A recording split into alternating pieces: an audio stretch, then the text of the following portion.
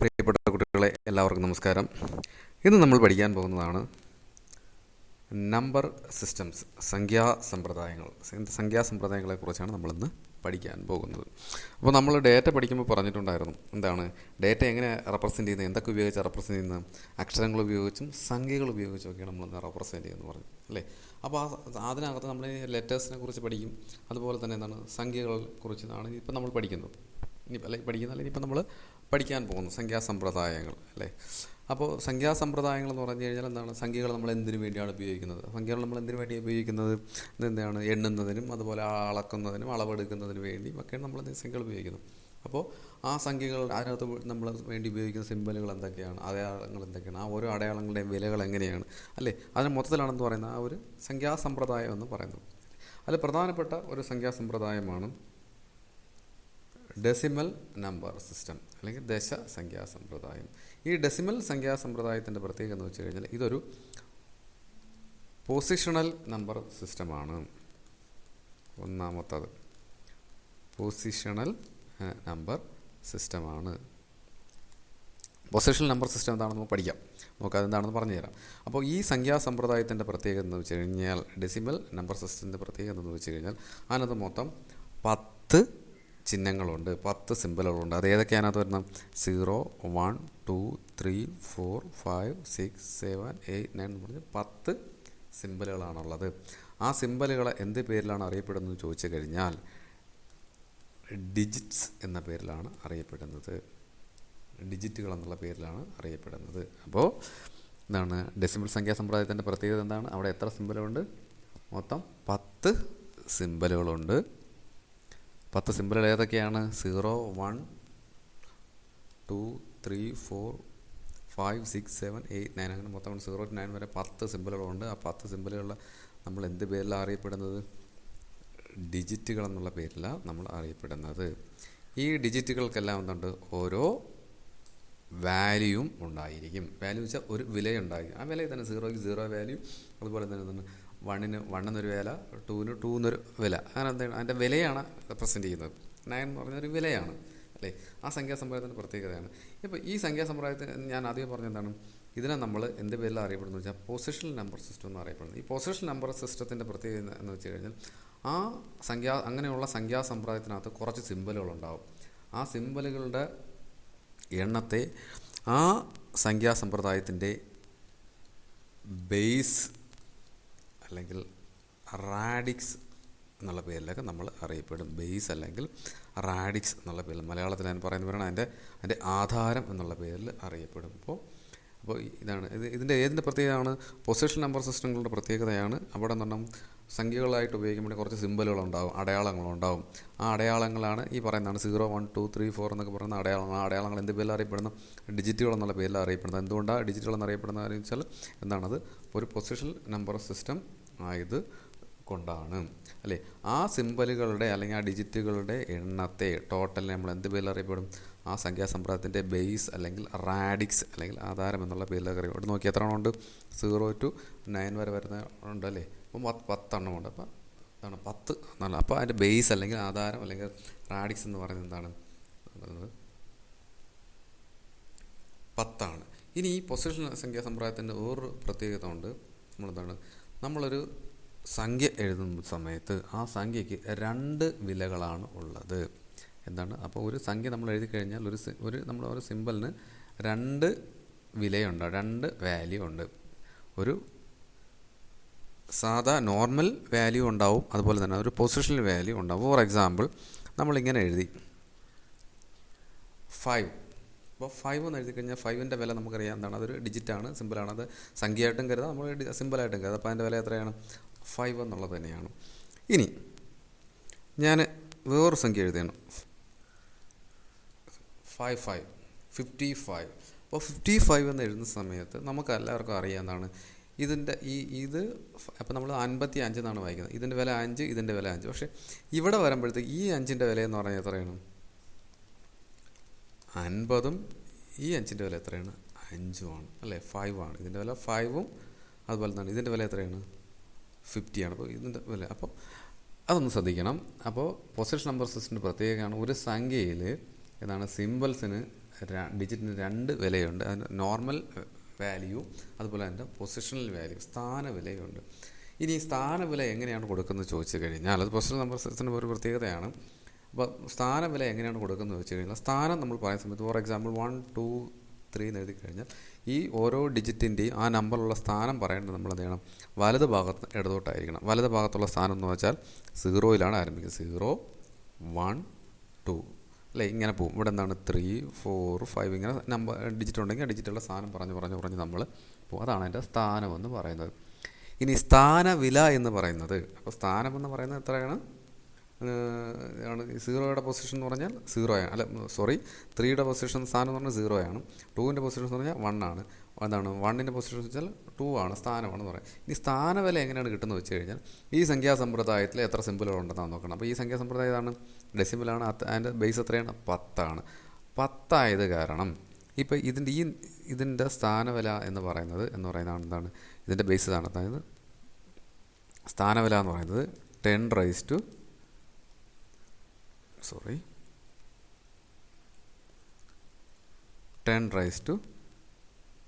0 ആയിരിക്കും. ഇനി 2ൻ്റെ സ്ഥാനവില എന്ന് പറയുന്നത് എത്രയായിരിക്കും? 10 raised to 1 ആയിരിക്കും. ഇനി 1ൻ്റെ സ്ഥാനവില എന്ന് പറഞ്ഞാൽ എത്രയായിരിക്കും? 10 raised to 2 ആയിരിക്കും. പിടി കിട്ടിയോ? അപ്പോൾ ഈ 10 വന്നത് എങ്ങനെയാണെന്ന് മനസ്സിലായോ? ഈ 10 വന്നത് എങ്ങനെയാണെന്ന് മനസ്സിലായോ? അതെങ്ങനെയാണ്? അത് ഈ സംഖ്യാസമ്പ്രദായത്തിൻ്റെ എന്താണ് ബേസാണ്. ബേസ് എന്ന് വെച്ച് കഴിഞ്ഞാൽ ഇത് നമ്മൾ ഉപയോഗിക്കുന്ന ഡെസിമൽ സംഖ്യാസമ്പ്രദായമാണ്. അതിനകത്ത് എത്ര സിമ്പിളുണ്ട്? 10 സിമ്പിളുണ്ട്. 10 സിമ്പിളാണ് അതിൻ്റെ ബേസ് എന്ന് പറയുന്നത്. അപ്പോൾ ഇനി നമുക്ക് നോക്കാം, ഇതിന് 20 കിട്ടിയത് എങ്ങനെയാണ് ഇതിന് ഇത് കിട്ടിയത്. അപ്പോൾ ഇത് 3 ആണ്, ഇത് 20 ആണെന്നറിയാം, ഇത് 100 ആണെന്നറിയാം. ഇതെങ്ങനെ കിട്ടിയെന്ന് നമുക്ക് നോക്കാം. അപ്പോൾ ഇതിൻ്റെ സ്ഥാനവില ഇതിനോട് എന്ത് ചെയ്യണം? കൂട്ടിയാൽ മതി. അപ്പോൾ എന്താണ് 3 × 10 raised to 0 അല്ലേ? 3 × 10 raised to 0 എന്ന് വെച്ച് കഴിഞ്ഞാൽ 10 raised to 0 ഏത് സംഖ്യയുടെയും എന്താണ് പവർ 1 ആയിട്ട് വന്നു കഴിഞ്ഞാൽ എൻ്റെ വില എത്രയായിരിക്കും? 1 ആയിരിക്കും. അപ്പോൾ 3 × 1 = 3 കണ്ടോ? അപ്പോൾ ഇത് 3 ആണ് അല്ലേ വരുന്നത്. 3 ഇവിടെ കിടന്നോട്ടെ. ഇനി 2 നോക്കാം, നമുക്ക് നോക്കാം. 2 നമ്മൾ പറഞ്ഞാൽ 10 raised to 1 എന്ന് പറഞ്ഞാൽ 10 തന്നെയാണ്. 10 × 2 20 അല്ലേ വരുന്നതാണ്. അപ്പോൾ ഇവിടെ ഇതിൻ്റെ വില എന്തായി? 20 ആയി അല്ലേ. ഇനി ഇവിടെ 1 ആണ് വരുന്നത്. 1ൻ്റെ സ്ഥാനവില നമ്മളെടുത്ത് നോക്കാം. ഇതാണ് വരുന്നത് 1 × ഇതാ കൊടുത്തിരിക്കുന്നതാണ് 10 raised to 2. 10 raised to 2 എന്ന് വെച്ചാൽ എന്താണ്? 10 × 10 എന്ന് പറഞ്ഞാൽ 100 × 1 + 100. അപ്പോൾ നോക്കി, ഇതിൻ്റെ മൊത്തം ആകെത്തുക എന്ന് പറയുന്നത് ആ സംഖ്യയുടെ വില എന്ന് പറയുന്നത്. അപ്പോൾ 123 നമ്മൾ പറയുന്നത് 100 + 20 + 3 123. അപ്പോൾ ആ ഒരു സംഖ്യക്കകത്തുള്ള ഓരോ ഡിജിറ്റുകളുടെയും എന്താണ് സ്ഥാനവിലകളുടെ ആകെത്തുകയാണെന്ന് പറയുന്നത് ആ സംഖ്യയുടെ തുകയെന്ന് പറയുന്നത്, വിലയെന്ന് പറയുന്നത്. അപ്പോൾ 123 കിട്ടിയത് എങ്ങനെ മനസ്സിലായോ? ഇത് 3, ഇത് 20, ഇത് എത്രയാണ്? 100. ഇവിടെ കിട്ടിയോ? അപ്പോൾ നമുക്ക് വീണ്ടിലേക്ക് പോകാം.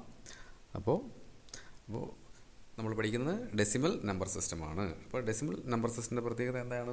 ആ സംഖ്യാസമ്പ്രദായത്തിൽ എന്താണ് എത്ര സിമ്പിളുണ്ട്? മൊത്തം 10 സിമ്പിളുണ്ട്. ആ സിമ്പിളുകളെ നമ്മൾ എന്ത് പേരിലാണ് അറിയപ്പെടുന്നത്? ഡിജിറ്റുകൾ എന്നുള്ള പേരിലാണ് നമ്മൾ അറിയപ്പെടുന്നത്. ആ ഡിജിറ്റുകൾ ഏതൊക്കെയാണ്? 0 1 2 3 4 5 6 7 8 9. അപ്പോൾ ഈ സംഖ്യാസമ്പ്രദായത്തിൻ്റെ പ്രത്യേകത എന്താണ്? ഇതൊരു പൊസിഷണൽ നമ്പർ സിസ്റ്റമാണ്. പൊസിഷണൽ നമ്പർ സിസ്റ്റത്തിൻ്റെ പ്രത്യേകത എന്താണ്? ആ പൊസിഷൻ നമ്പർ സിസ്റ്റത്തിനകത്ത് എന്തുണ്ടാവും? കുറച്ച് സിമ്പിളുണ്ടാവും. ആ സിമ്പിളിന് എന്തുണ്ടാവും? ഒരു സംഖ്യ എഴുതുന്ന സമയത്ത് ആ സംഖ്യക്കകത്തുള്ള സിമ്പിളുകളിന് എന്തുണ്ട്?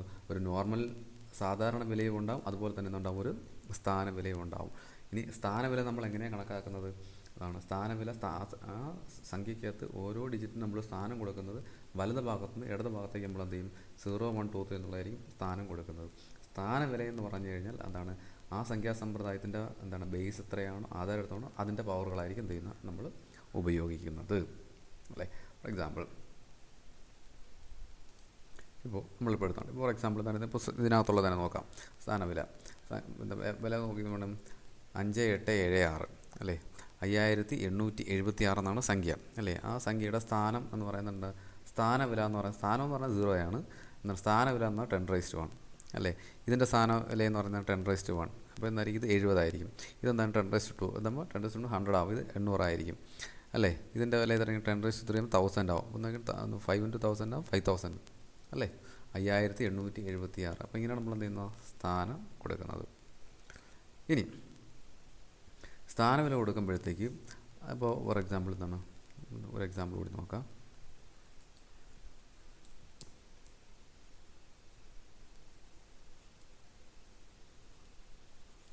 പറ്റിയാൽ നമ്മൾ എഴുതി ഇങ്ങനെ എഴുതാം 1 2. അപ്പോൾ അതെങ്ങനെ എഴുതും? നമ്മൾ എഴുതുന്നത് ഇതാണ്, സ്ഥാനം കൊടുത്താണ്. എൻ്റെ പൊസിഷനിൽ എഴുതുമ്പോൾ 1 × 10⁻² പ്ലസ് 3 × 10⁻1 പ്ലസ് 4 × 10⁻0. ഇതാണ് 1 × 100 പ്ലസ് 3 × 10 പ്ലസ് 4 × 1. കിട്ടിയോ? അപ്പോൾ ഇതെന്താണ് 10 എഴുതുന്നത് മനസ്സിലായല്ലോ. ഈ 0 എന്താ എഴുതുകയാണെന്ന് മനസ്സിലായല്ലോ. അപ്പോൾ നമ്മൾ ഈ സംഖ്യ 134 എന്ന് വിളിക്കാൻ കാരണം അതുകൊണ്ടാണ്. ഇനി ഇത് പറയുമ്പോൾ എന്താണ്? ഇത് 100, ഇത് 30 പ്ലസ് 4. അപ്പോൾ എത്ര വരും? 134 അല്ലേ? ഇത് കിട്ടിയല്ലോ. ഇനി നമ്മൾ അടുത്തൊരു എക്സാമ്പിൾ നോക്കാം. 5 5 5. ഓക്കെ, ഒരു സിമ്പിളിന് 3 വിലകളാണ് വരുന്നത്. നമ്മൾ സ്ഥാനം കൊടുക്കുമ്പോൾ 555 നമ്മൾ വായിക്കുന്ന നോക്ക്. 0 1 2 അല്ലേ? അപ്പോൾ സ്ഥാനവില നോക്കിയാൽ 5 × 10⁻² പ്ലസ് 5 × 10⁻1 പ്ലസ് 5 × 10⁻0. ഇതാണ് ആ സ്ഥാനം. അത് നോക്കി, ഇത് ഒരു സിമ്പിളിൻ്റെ വില തന്നെയാണ് 5. ഇവിടെ 5 ആണ്. പക്ഷേ ഇവിടെ വരുമ്പോൾ ആ സെയിം സിമ്പിളിന് ഇപ്പുറത്ത് വരുമ്പോൾ എന്തായി 50 എന്നുള്ള വിലയായി കഴിഞ്ഞു. അതേ സെയിം സിമ്പിളിന് എന്ത് ചെയ്യുന്നു? ഡിജിറ്റിന് ഇവിടെ വന്നപ്പോൾ 500 എന്നുള്ള വില വന്നു. അതാണ് പറയുന്നത് ഈ പൊസിഷൻ സംഖ്യാസമ്പ്രദായത്തിൻ്റെ പ്രത്യേകത എന്ന് പറയാം. അല്ലേ? നോക്കി, 10⁻² എന്ന് പറഞ്ഞാൽ 10 × 10 100 അല്ലേ? പ്ലസ് 5 × 10 പ്ലസ് 10⁻1 എന്ന് പറഞ്ഞാൽ 10 തന്നെയാണ് അല്ലേ? ഇത് 1 10⁻0 എന്ന് പറഞ്ഞാൽ. ഓക്കെ, ഇത് 500, ഇത് 50, ഇത് 5 അല്ലേ? അപ്പോൾ അതിലവിടെ കൂട്ടുമ്പോൾ എന്ത് വന്നു? 155 വന്നു അല്ലേ? എങ്ങനെയാണ് ഇത് കിട്ടുന്നത്? അതിൻ്റെ വില കിട്ടുന്നത്. അതായത് ഒരു സംഖ്യാസമ്പ്രദായത്തിൽ, പൊസിഷൻ സംഖ്യാസമ്പ്രദായത്തിനകത്ത് എന്ത് ചെയ്യുന്നത്? സംഖ്യയുടെ വില നമ്മൾ കണക്കാക്കുന്നത് ഇങ്ങനെയാണ് കണക്കാക്കുന്നത്. കിട്ടിയോ? ഓക്കെ, ഇനി ഈ സംഖ്യാസമ്പ്രദായത്തിൽ ഇതുണ്ട്. ഇപ്പോൾ നമ്മളിതെടുത്തു കഴിഞ്ഞാൽ ഇപ്പോൾ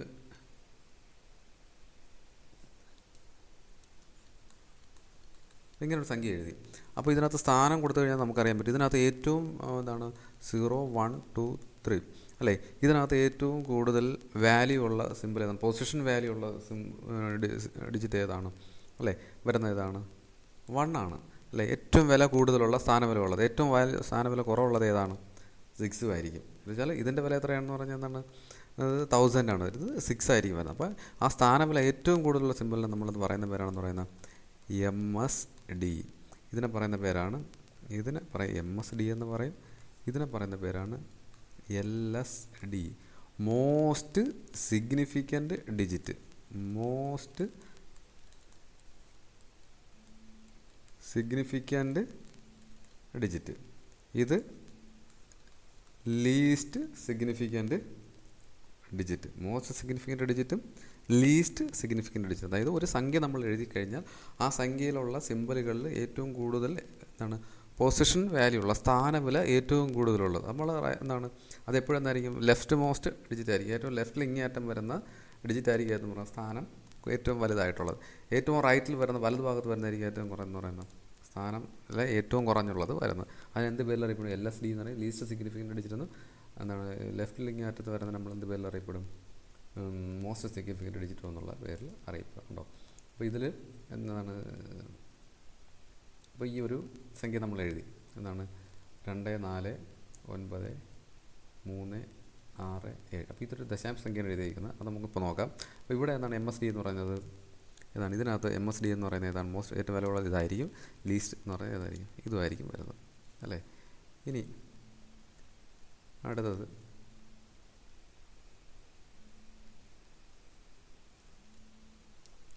ഇപ്പോൾ നമ്മളിങ്ങനെ എഴുതി 17.23 നമ്മൾ എഴുതി അല്ലേ? അപ്പോൾ ഇവിടെ നമ്മൾ സ്ഥാനം നോക്കുന്ന സമയത്ത് ഇപ്പോൾ ഇങ്ങോട്ട് നമ്മൾ സ്ഥാനം എഴുതുമ്പോൾ ഒരു 2 കൂടെ ഉണ്ടെന്ന് വിചാരിക്കുക. 0 1 2 അല്ലേ? ഇങ്ങോട്ട് ദശാംശ സംഖ്യയാണ്. ഇവിടെ നിന്ന് ഇങ്ങോട്ട് പോകുമ്പോൾ -1 -2 ഇങ്ങനെയായിരിക്കും പോകുന്നത്. അപ്പോൾ ഇങ്ങോട്ട് പോകുമ്പോഴത്തെ നോക്കിയാൽ ദശാംശത്തിന് ലെഫ്റ്റ് സൈഡിൽ 0 1 2 നമ്മൾ സ്ഥാനം കൊടുക്കും. ദശാംശത്തിന് റൈറ്റിലോട്ട് എന്താണ്? -1 -2 എന്നുള്ള രീതിയിലായിരിക്കും അങ്ങോട്ട് പോകുന്നത്. സ്ഥാനം കൊടുക്കുന്ന കാര്യം മറന്നു പോകരുത്. ഓക്കെ, അതെങ്ങനെയാണ് എഴുതുന്നത് ചോദിച്ചു കഴിഞ്ഞാൽ ഇപ്പോൾ നമുക്ക് ഇത് നേരത്തെ എഴുതിയ പോലെ ഇങ്ങനെ എഴുതാം. ഇതാണ് സ്പ്ലിറ്റ് ചെയ്ത് എഴുതി കഴിഞ്ഞാൽ 2 × 10⁻² പ്ലസ് 1 × 10⁻1 പ്ലസ് 7 × 10⁻0 പ്ലസ് 2 × ഇതാണ്. ഇതിന് നമ്മൾ എഴുതാനുള്ള 1/10 പ്ലസ് 3 × 1/100. ഈ പാടത്ത് എന്തായിരിക്കും വരുന്നത്? അടുത്തൊരു ഇതും കൂടെ വന്നു കഴിഞ്ഞാൽ 4 കൂടെ ഉണ്ടെങ്കിൽ -3 എന്തായിരിക്കും വരുന്നത്? പ്ലസ് 4 × 1/1000. ഇങ്ങനെയാണ് ഇരിക്കുന്നത് അതിൻ്റെ സ്ഥാനം പോകുന്നത് അല്ലേ? ഈ രീതിയിലാണ് നമ്മൾ എന്ത് ചെയ്യുന്നത്? അതിനെ സ്പ്ലിറ്റ് ചെയ്ത് എഴുതിക്കൊണ്ട് പോകുന്നത്.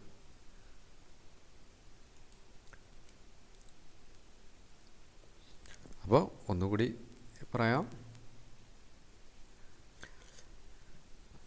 ഡെസിമൽ നമ്പർ സിസ്റ്റത്തിൻ്റെ പ്രത്യേകത എന്ന് വെച്ച് കഴിഞ്ഞാൽ അവിടെ മൊത്തം എത്ര സിമ്പലുണ്ട്? 10 സിമ്പലുകളാണ് ഉള്ളത്.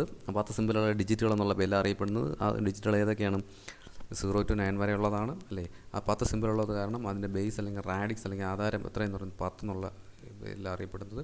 ഡെസിമൽ സംഖ്യാസമ്പ്രദായം എന്ന് പറയുന്നതാണ് ഒരു പൊസിഷണൽ സംഖ്യാസമ്പ്രദായമാണ്. ഈ പൊസിഷണൽ സംഖ്യാസമ്പ്രദായത്തിൻ്റെ പ്രത്യേകത എന്തായിരിക്കും? അവിടെ കുറച്ച് സിമ്പലുകളുണ്ടാകും. ആ സിമ്പലുകളുടെ ടോട്ടലിലെ നമ്മൾ എന്ത് പേരിൽ അറിയപ്പെടുന്നു? ബേസ് എന്നുള്ള പേരിൽ അറിയപ്പെടുന്നു. അവിടെയുള്ള ഒരു സിമ്പലിന് അല്ലെങ്കിൽ ഒരു ഡിജിറ്റിന് 2 വിലകളുണ്ടാവും. ഒന്നൊരു നോർമൽ വില, സാധാരണ വില. അപ്പോൾ ഈ 0, 1 എന്നൊക്കെ പറയുന്ന അതിനൊരു വിലയാണ്. അത് കൂടാതെ ഒരു സംഖ്യയ്ക്കകത്ത് അതിനൊരു സ്ഥാനവില കൂടി ഉണ്ടാവും. ആ സ്ഥാനവില നമ്മൾ എങ്ങനെയാണ് കൊടുക്കുന്നത് വെച്ച് കഴിഞ്ഞാൽ എന്താണ്? ആ സംഖ്യാസമ്പ്രദായത്തിൻ്റെ ബേസ് എത്രയാണോ ആ ബേസിൻ്റെ അടിസ്ഥാനത്തിലാണ് എന്ത് ചെയ്യുന്നത്? നമ്മൾ ആ സ്ഥാനവില കണക്കാക്കുന്നത്.